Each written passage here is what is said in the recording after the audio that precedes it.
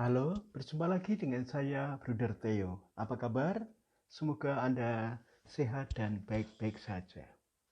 Saudari dan saudara sekalian, kali ini saya ingin berbagi inspirasi dan motivasi yang berkaitan dengan bersyukur dan berbagi.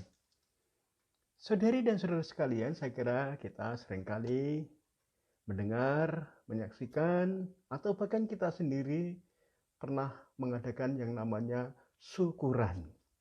Kita bersyukur mungkin karena kita selesai membangun rumah, kita selesai studi atau lulus ujian, kita diterima sebagai pegawai baru, kita mendapatkan hadiah atau rezeki yang berlimpah, kita mungkin terhindar dari suatu bencana, kita mendapatkan anak, dan sebagainya.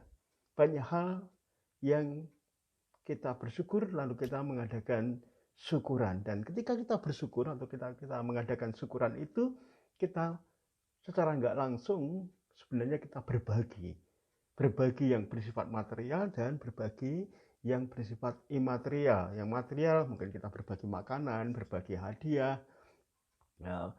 sedekah hiburan mungkin dengan adanya pentas, entah itu pertunjukan hiburan, entah wayang, ketoprak, musik, ya, dan lain sebagainya. Yang sifatnya imaterial, ya kita bisa memberikan senyuman, sapaan ramah, doa, bersyukur, dan lain sebagainya. Jadi bersyukur dan berbagi itu sebenarnya sudah kita sering lakukan dan kita alami, dan banyak orang melakukan, hanya kita tidak menyadari, dan perlu terus-menerus kita menyemangati diri sendiri agar kita mampu bersyukur dan berbagi. Saudari dan saudara sekalian, memang bersyukur dan berbagi itu merupakan dua hal yang penting yang dapat meningkatkan kualitas hidup kita, kualitas diri kita. Bersyukur dan berbagi atau memberi itu adalah dua hal yang tidak dapat dipisahkan satu dengan yang lainnya. Orang bersyukur kemudian berbagi, dan orang berbagi karena bersyukur.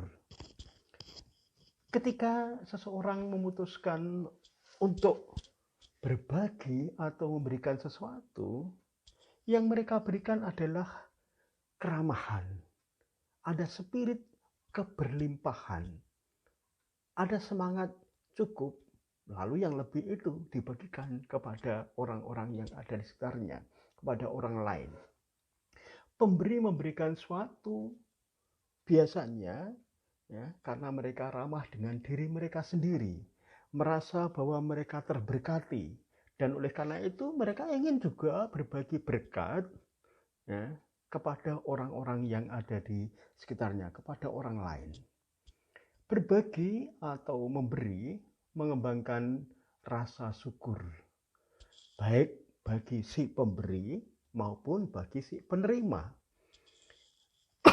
Dan rasa syukur itu mendorong orang lain juga untuk bersyukur, dan mendorong diri sendiri untuk semakin bersyukur. Jadi semakin kita bersyukur dan berbagi, kita akan memberikan efek domino, orang lain juga untuk bersyukur dan berbagi, dan orang lain lagi untuk bersyukur dan berbagi, dan kemudian banyak orang yang bersyukur dan berbagi. Dan sekali lagi, semakin kita bersyukur, semakin kita berbagi, itu juga kita akan semakin bersyukur dan semakin berbagi. Bersyukurlah dimanapun Anda berada, dalam keadaan apapun diri kita, dan apapun halangan kesulitan yang sedang kita hadapi. Tindakan sederhana ini menjadikan semua halangan dan kesulitan itu lebih mudah untuk kita atasi, untuk kita lalui, karena kita hadapi dengan tetap bersyukur, atau paling tidak dalam perspektif bersyukur.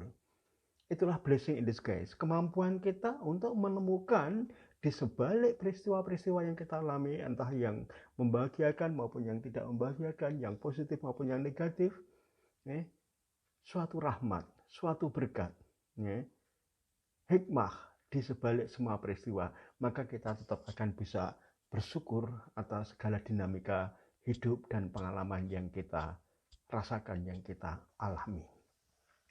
Memberi adalah suatu berkat bagi kita semua. Saudari dan saudara sekalian, mengapa orang-orang yang suka memberi semakin memberi dan berbagi? Karena mereka merasa sedemikian berkelimpahan dalam kecukupan. Maka dia ada dorongan selalu, saya diberkati, saya mendapat berkat berlimpah, maka itu tidak bisa dibendung dan mengalir kepada yang lain untuk berbagi dan memberi dan berbagi dan memberi dan bersyukur. Memberi tentu saja tidak selalu merupakan suatu pengorbanan yang besar. Memberi berbagi memberikan nilai lebih dari nilai emosional dan perasaan. Jadi sekali lagi, memberi atau berbagi memberikan nilai lebih pada nilai emosional dan perasaan kita. Tentu kita akan belum merasa bermakna. Dan kita juga menambah rasa syukur kita. Dan kita bahagia.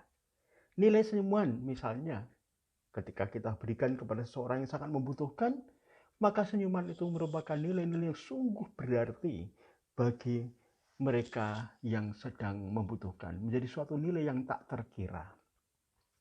Saudari dan saudara sekalian, kita pasti akan menerima kembali suatu balasan atas apa yang telah kita bagikan, atas apa yang telah kita berikan kepada orang lain.